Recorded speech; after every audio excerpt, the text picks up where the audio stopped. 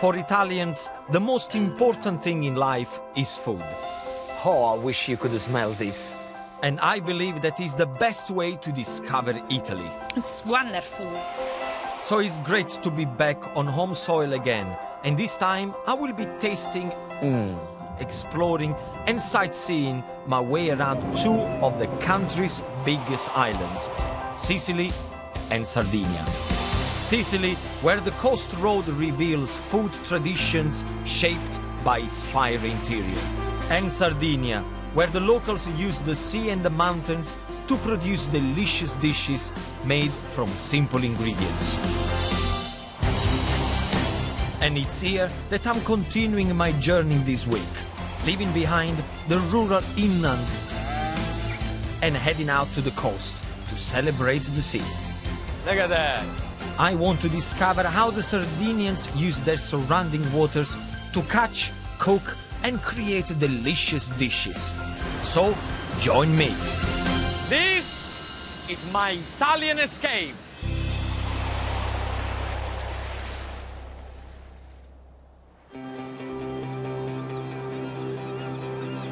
Sardinia has more than 1,000 miles of shore, with turquoise waters lapping golden sand, secluded coves and rugged cliffs with hidden caves. And with all that coastline comes a sea full of sea life. I want to start by meeting the people who harvest these waters for food, so I'm heading south to the seaside region of Oristano. There is a thriving fishing community on this part of the coast, and they get all sorts of fishes here, from sea bass, sea bream, octopus, fresh prawns, unbelievable. As a chef, I love to know where my ingredients comes from and how it gets to my plate. So I'm setting sail with some local fishermen to learn about their lifestyle and what food can be found in these Sardinian waters.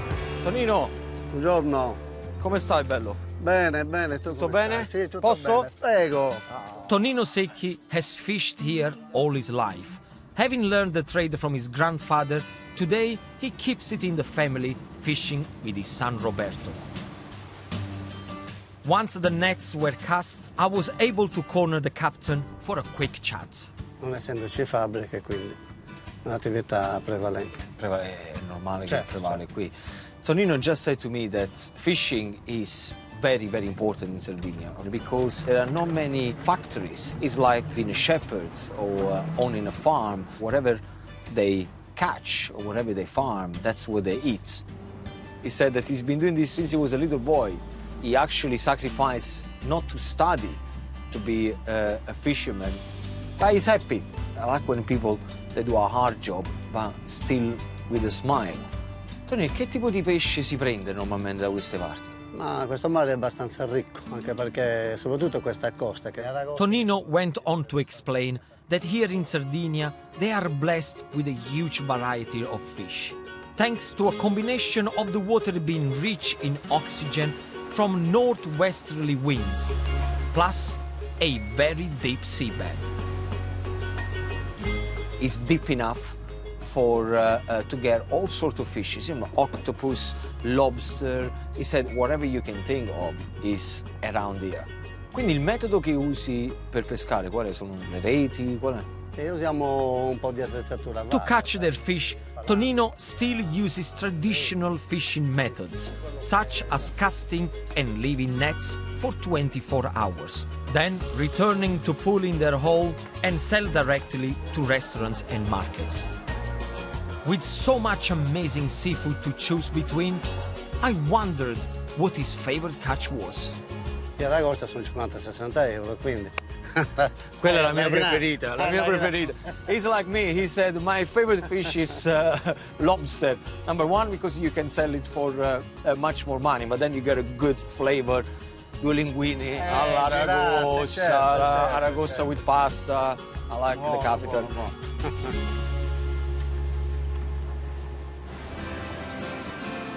Anchors away and time to head back to harbor. It's been great to see firsthand how Sardinian seafood is caught. So, to remember my trip, I want a picture with the most popular one on the boat. Okay, Bella? Okay, smile.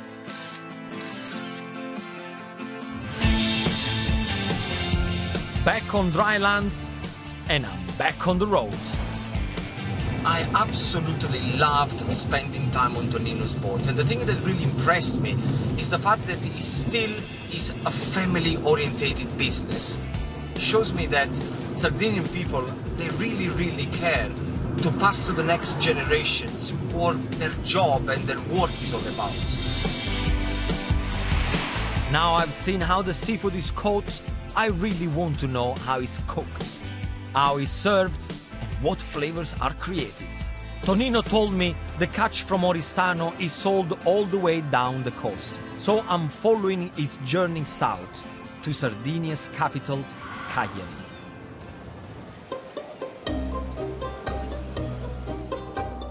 This ancient portside city dates back to pre-Roman times and is an interesting mix of cobbled streets and grand buildings.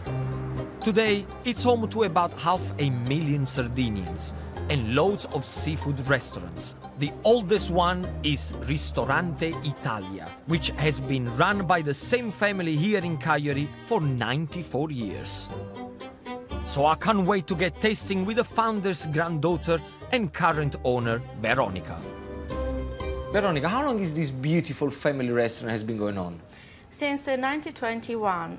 Very soon there will be a great party because we're gonna celebrate the centenary.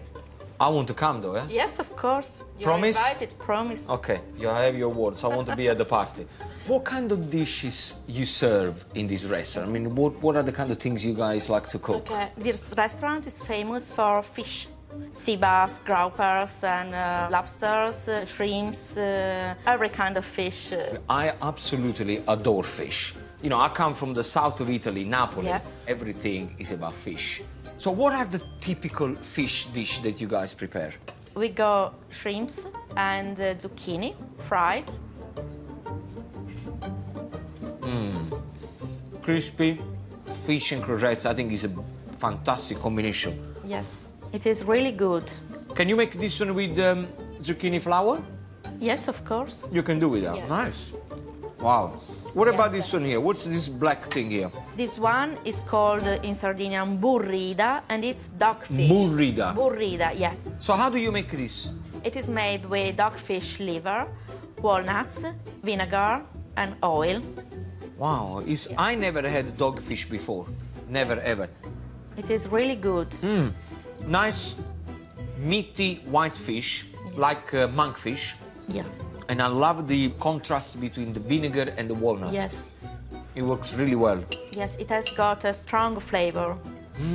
I love it. Yes, yes. Meeting Veronica has given me a real taste of the Cagliari way of cooking seafood, especially the interesting textures and flavors they coat the fish in. So I'm feeling inspired to find some local seafood to cook myself. If you want to see more fishes, go to San Benedetto Market. San Benedetto Market? Sì. That's where I need to go. Yes, the fish is really fresh. Bravo.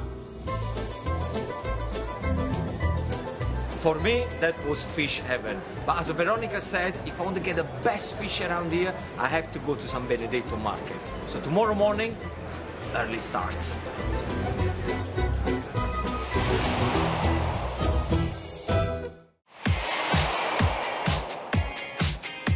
After fishing off the coast of Oristano and tasting some wonderful seafood dishes here in the Sardinian capital Cagliari, I want to get my hands on some fresh fish to cook with later. San Benedetto Market is the largest covered market in Italy and one of the largest in Europe. Established back in 1957, it has over 300 stalls and is 8,000 square meters of fresh fruit and veg. Locally made cheeses, bread of every variety, and a huge selection of meat. But what I can't wait to explore is its entire floor dedicated to seafood. To a chef like me, this is paradise. Look at that. Beautiful, fresh. In Sardegna sì, già lo conoscono, magari... Ma in Inghilterra è un po' più difficile. No, lì no. We were having a chat about the scorpion fish. Not many people understand this fish because it looks ugly, highly poisonous on the spine, but you can make an amazing soup or a tomato sauce for pasta. Buonissimo. Buonissimo. There is so much to choose from. But it's some tuna that caught my eye. And I'm not talking the stuff you get in tins at the supermarket. Mi servirebbe una bella bistecca di tonno da 1 chilo. Bel pezzo.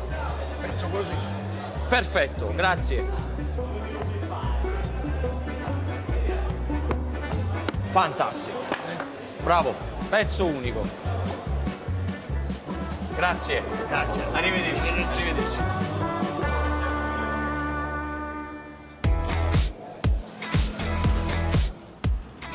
I got my piece of tuna and I'm gonna cook it on a very special location. With so much delicious food in Sardinia, both from the mountains and the sea, the island's coast has another very important role as a gateway for trade, including food, with the rest of the world.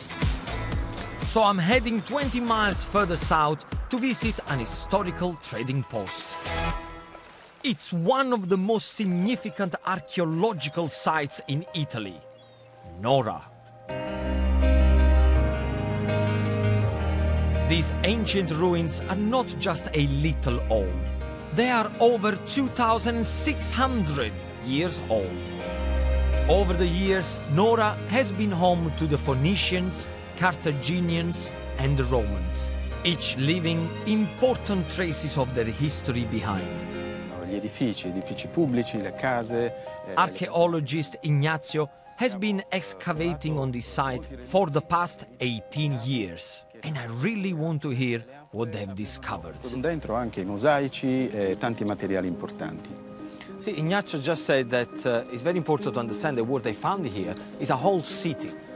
And like in every city, what you find, you have buildings, a lot of building materials, a lot of fantastic mosaics, and everything that you would find on everyday life in a city. Perché Nora si trova nella parte più vicina all'Africa. But it's the position of this city which made it key when it came to trading products such as fish oil, meat and wine. As Nora sits on the closest area of Sardinia to Africa and at the heart of the Mediterranean shipping routes. Romana per I traffici, per I commerci. And he said that strategically it was very important because then they could trade with all the other cities in the Mediterranean and the Atlantic, which was very, very important for the Roman Empire. The archaeologists are uncovering more and more every day, and not only on land. Its surrounding seabed is littered with shipwrecks from the Roman trading days, filled with history telling us how produce was moved around all those years ago.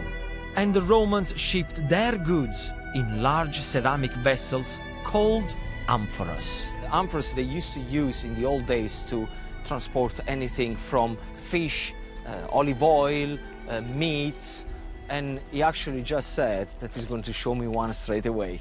Andiamo a vedere, dai. So I'm trading my flip-flops for fins and joining Ignazio's diving team to hunt for some history.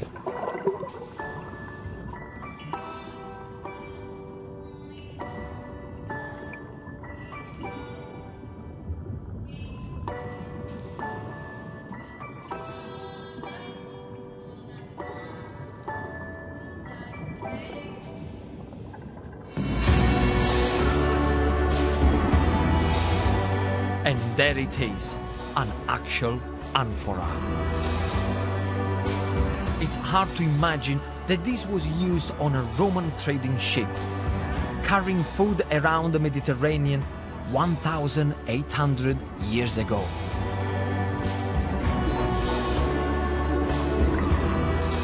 I feel so privileged to witness the team making this discovery. Unbelievable. I've seen living history in the mountain, and now I've touched history.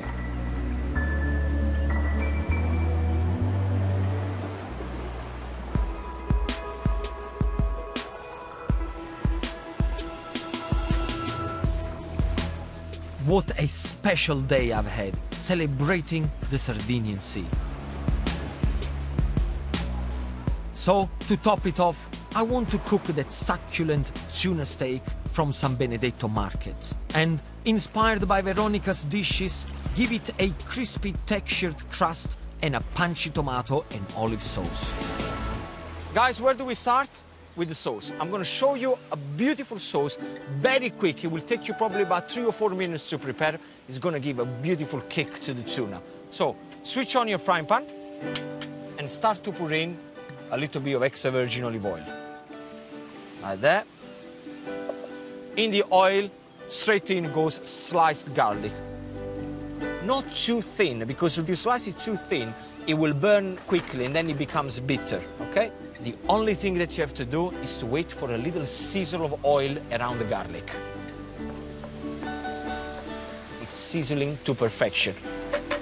The next step is large plum tomatoes. And what you have to do, you cut them in half, then you cut them in half again, and scoop out the pulp. So the only thing that you want is this. You want a little bit of the flesh and nothing more.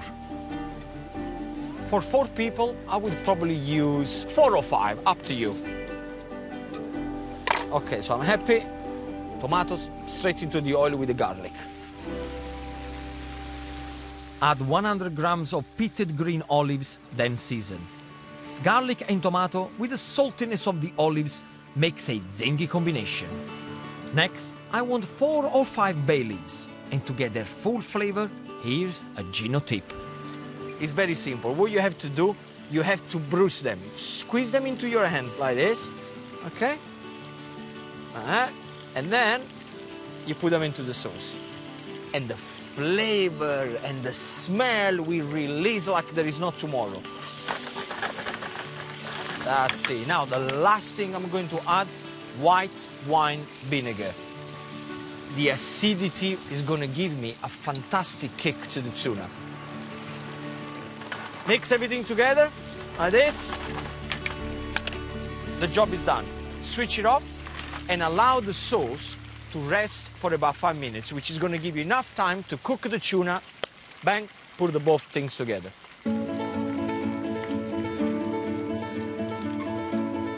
Look at that. That's the way people should buy tuna. Big chunk, and then you cut just the way you want it. I'm going to cut it in about 2 centimeters thick. That's it, look. That's exactly what you want. Once you've done that, then what I want to do is to cut it again with one piece, like that, and another piece like this. This is what you need for a portion. So once you got your beautiful tuna ready, the only thing that you have to do is to coat it in coarse semolina. Now, coarse semolina, you can find it nowadays anywhere, in any supermarket, Italian deli. If you can find the coarse semolina, use polenta. It works just as well. So pick up the tuna, straight into the semolina. And the reason why I'm using the semolina is because tuna needs to be cooked very, very quickly. I want it nice and rare in the middle. So what's happened with the semolina is going to give me a fantastic crunch all around. So crispy outside, beautiful and tender in the middle. To test if your oil is hot enough for the tuna, sprinkle in some of the semolina. And if it bubbles, you're good to go. Pick up your tuna and very gently straight into the oil. Yes. Now the secret of cooking tuna is very simple. Don't overcook it. Once you put it into the oil, 1 minute on each side.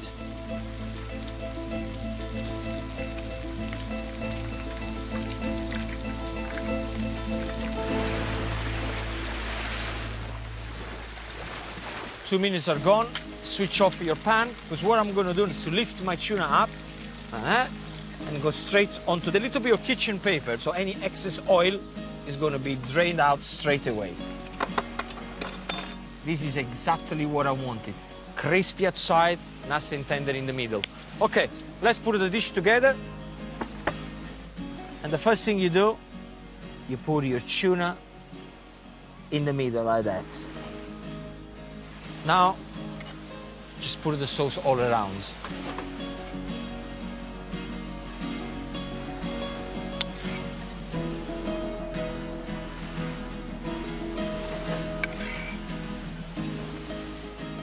My last touch, a little pinch of black pepper on top.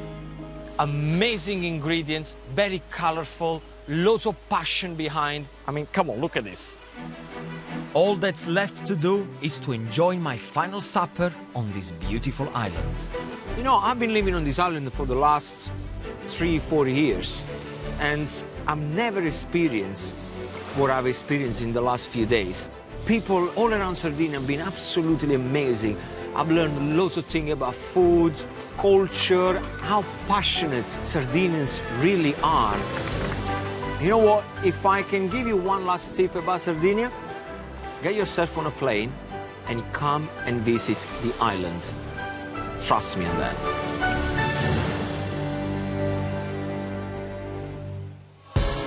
Next time, I'm heading across the water to the island of Sicily for an unexpected street food experience. Something is happening and they're shouting, police, police, police. Drink the local people in Marsala. Let the tasting begin.